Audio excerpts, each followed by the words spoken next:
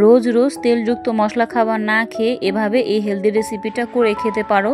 তোমাদের জন্য আজকে খুবই স্বাস্থ্যকর একটা হেলদি নাস্তা রেসিপি নিয়ে চলে এসেছি।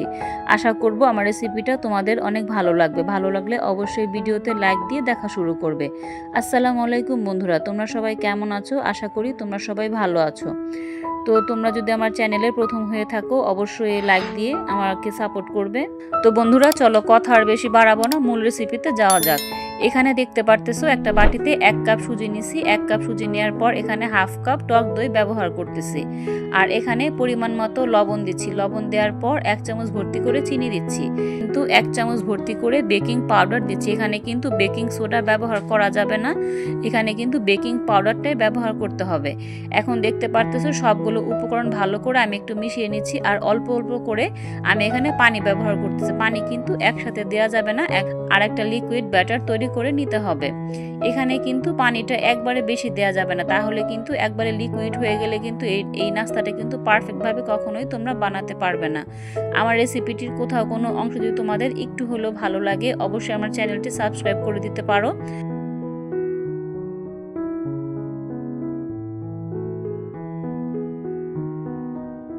তোমরা যারা আজকে প্রথম আমার চ্যানেলটি ভিজিট করতেছো অবশ্যই আমার চ্যানেলটি সাবস্ক্রাইব করতে পারো। সাবস্ক্রাইব করে সাথে থাকা বেল বাটনটি অন করে রাখতে পারো, তাহলে আমি যখন ভিডিও দিব সবার আগে তোমাদের কাছে নোটিফিকেশন চলে যাবে। সুযোগ সময় করে তোমরা ভিডিওটা দেখে নিতে পারবে। তো চলো বন্ধুরা, কিভাবে করে আজকে এই হেলদি নাস্তা রেসিপিটা বানাবো সেটা আজকে তোমাদের সাথে একটু শেয়ার করি। এখানে দেখতে পারতেছো চুলার উপর একটু ফ্রাই প্যান বসানো হয়েছে। এখানে পরিমাণ মতো 5 ফোড়ন দিয়ে দিলাম। 5 ফোড়নটা তেলের সাথে একটু ভেজে নিতে হবে।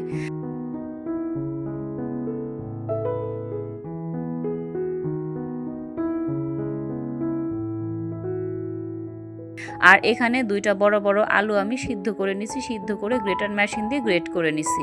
অবশ্যই গ্রেটারের ছোট যে ছিদ্র থাকে সেই ছোট ছিদ্রটা দিয়ে কিন্তু গ্রেট করে নিতে হবে। এখন সেই গ্রেট করা আলু আর 5 ফোড়নটা সুন্দরভাবে একটু তেলের সাথে ভেজে নিতে হবে। তোমরা চাইলে কিন্তু এখানে তেলের পরিবর্তে ঘিটা ব্যবহার করতে পারো, তাতেও কিন্তু খুব সুন্দর একটা ফ্লেভার আসবে। আর এখানে দেখতে পারতেছো বেশ কিছুটা পেঁয়াজ কুচি দিচ্ছি। পেঁয়াজ কুচি দেওয়ার পর কাঁচামরিচ দিয়ে দিব। এখন সবগুলো উপকরণ ভালো করে আমি একটু রান্না করে নিব। তোমরা প্লিজ দেখে একটু বুঝে নেবে।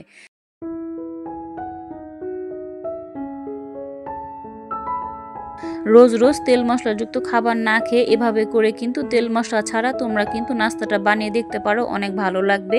আর বাড়িতে হঠাৎ মেহমান আসলেও কিন্তু ঝটপট এই নাস্তাটা তোমরা বানিয়ে তাদের সামনে দিলে কিন্তু তারা অনেক খেয়ে অনেক খুশি হবে। আর ছোট বড় সবাই কিন্তু এই রেসিপিটা পছন্দ করবে।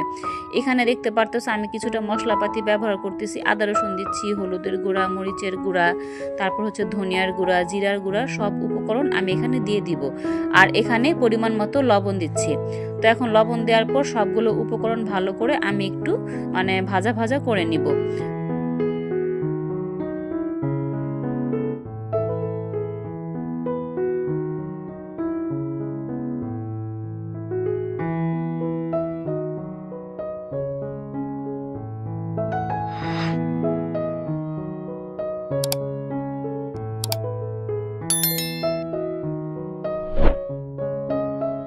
তোমরা এখানে দেখতে পারতেছো আলুটা কিন্তু সুন্দরভাবে কিন্তু আমি একটু ভাজা ভাজা করে নিলাম। আর এখানে বেশ কিছুটা লেবু পাতা ছোট ছোট টুকরো করে আমি দিচ্ছি।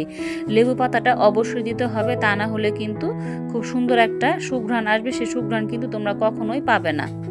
তোমরা এখানে দেখতে পারতেছো 1 চামচ ভর্তি করে আমি কিন্তু ভাজা জিরার গুঁড়া দিলাম। ভাজা জিরার গুঁড়াটা অবশ্যই তোমরা দিবে, কখনোই কিন্তু স্কিপ করবে না। স্কিপ করলে কিন্তু এই রেসিপিটার পারফেক্ট টেস্ট কিন্তু তোমরা কখনোই পাবে না। এখন সবগুলো উপকরণ ভালো করে আমি একটু রান্না করে নিচ্ছি। এটা কিন্তু আমার রান্না এখন হয়ে গেছে, আমি চুলাটা অফ করে দিব। তোমরা দেখতে পারতেছো এখানে কিন্তু আলুর মিশ্রণটা কিন্তু রান্না হয়ে গেছে। তো এটা কিন্তু একদম ঠান্ডা করে দিতে হবে। ঠান্ডা করে নেওয়ার পর ছোট ছোট কাবাবের শেপ দিয়ে আমি এগুলো বানিয়ে নিব। তো তোমরা দেখে একটু বুঝে নিও আমি কিভাবে করে বানাচ্ছি।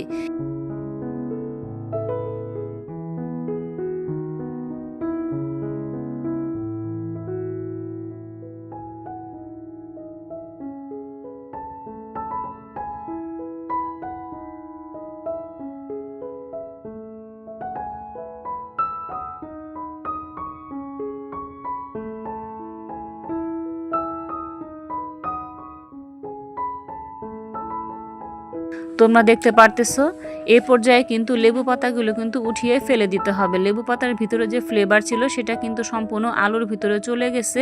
এই পর্যায়ে লেবু পাতা অংশগুলো ফেলে দিতে হবে। এই লেবু পাতাগুলো রাখলে কিন্তু এই নাস্তাটা খেতে কিন্তু তিতা লাগবে। তো এখন দেখতে পারতেছো আমি গোল গোল করে ছোট ছোট করে কাবাবের শেপ দিয়ে বানিয়ে নিচ্ছি। তোমরা কিন্তু অবশ্যই এই নাস্তাটা একবার হলেও বাসায় বানিয়ে দেখতে পারো, অনেক ভালো লাগবে। এটা কিন্তু হেলদি একটা নাস্তা, একদম মানে স্বাস্থ্যের জন্য খুবই উপকারী।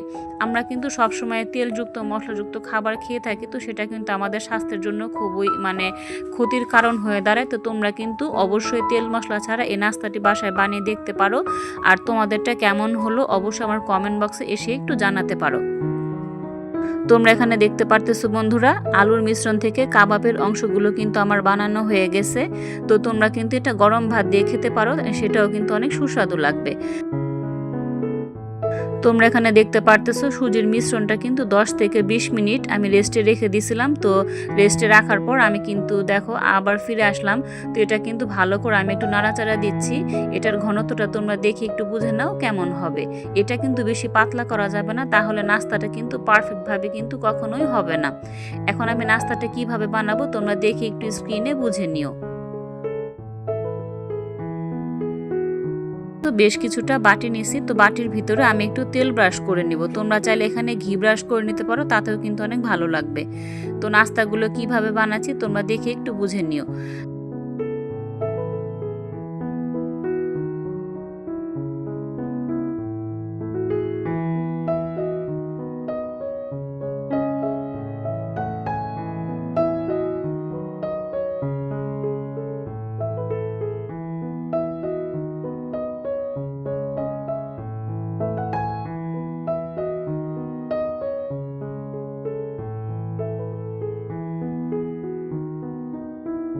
বন্ধুরা তোমরা সবাই দেখে একটু বুঝে নিও আমি কাজগুলো কিভাবে করতেছি।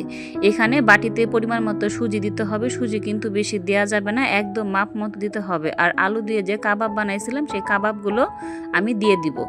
এখানে কাবাব দেওয়ার পর আরও 1 চামচ ব্যাটার আমি ওপর দিয়ে একদম ঢেকে দিব, যাতে নাস্তাটা সুন্দরভাবে ঢেকে যায়। এই যে তোমরা দেখো বন্ধুরা, সবগুলো নাস্তা এইভাবে করে আমি বানিয়ে নিব। তো এখানে তোমাদের ঘরে কিন্তু এরকম স্টিলের বাটি কিন্তু সবার ঘরে কিন্তু কম বেশি থাকে। তোমাদের ঘরে যেমন বাটি থাকবে তোমরা কিন্তু সেই বাটিতেই কিন্তু বানাতে পারবে। তো অবশ্যই খেয়াল রাখবে বাটিগুলো যাতে একটু গর্তযুক্ত থাকে। গর্তওয়ালা বাটিতে মানে নাস্তাটা বানালে দেখতে খুব সুন্দর হয়। তো দেখো বন্ধুরা কিভাবে করে আমি বানাচ্ছি তোমরা দেখে প্লিজ একটু বুঝে নিও।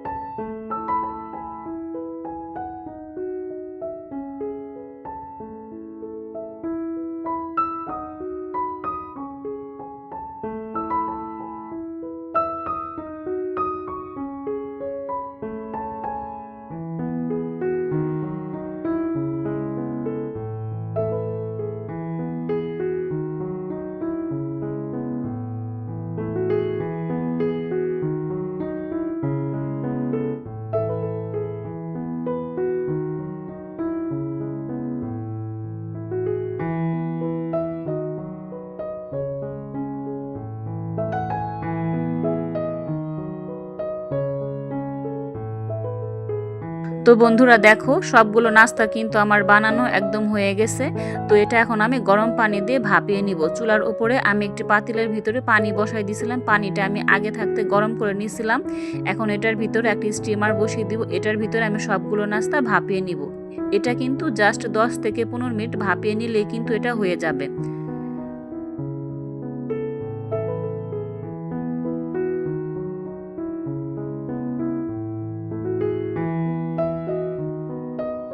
এই যে দেখো বন্ধুরা, কিছু সময় পর কিন্তু আমি ফিরে আসলাম। নাস্তাটা কিন্তু আমার একদম হয়ে গেছে। তো নাস্তাটা হয়েছে কিনা তোমরা কিভাবে বুঝবে? কাঠি দিয়ে চেক করে নিলেই কিন্তু বুঝতে পারবে। এখন দেখো আমি ঢাকনাটা কিন্তু সরাই দিলাম। ঢাকনাটা সরানোর পর এখন আমি হাত দিয়ে চেক করে নিচ্ছি যে নাস্তাটা আমার হয়েছে কিনা। তারপর এখন আমি একটা কাঠি দিয়ে চেক করে নিব। বন্ধুরা দেখো আমি কিভাবে করে চেক করে নিচ্ছি। কাঠিটা কিন্তু ঠিক এইভাবে মানে চেক করে নিতে হবে যে তোমার নাস্তাটা হয়েছে কিনা। কাঠিটা যদি ক্লিন আসে তাহলে বুঝতে হবে নাস্তাটা আমার একদম পারফেক্টভাবে কিন্তু হয়ে গেছে। গেছে। তো দেখো নাস্তাটা কিন্তু ঠান্ডা করার পর কিন্তু ডিমোল্ড করতে হবে, এটা কিন্তু গরম থাকা অবস্থায় কিন্তু মোল্ডের থেকে নামানো যাবে না।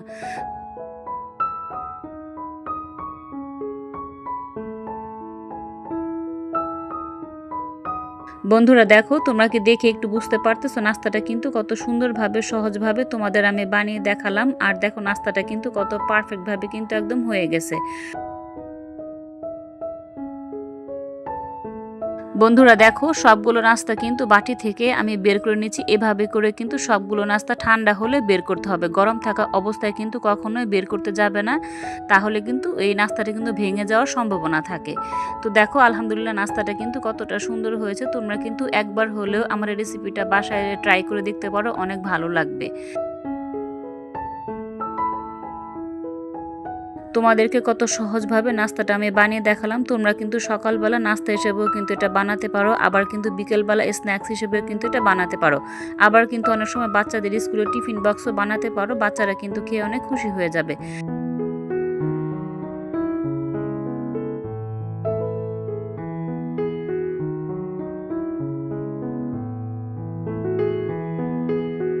তো বন্ধুরা দেখো কতটা সহজভাবে তোমাদের আমি নাস্তাটা বানিয়ে দেখালাম। তো আমার আজকের রেসিপিটা তোমাদের কাছে কেমন লাগলো অবশ্যই তোমরা একটু জানাতে পারো। আর দেখো চাকু দিয়ে কেটে দেখাচ্ছি নাস্তাটা কেমন হলো। নাস্তাটা কিন্তু একদম পারফেক্টভাবে বানানোর জন্য আমার এই রেসিপিটি ফলো করে তোমরা বাসায় একবার বানিয়ে দেখতে পারো, অনেক ভালো লাগবে।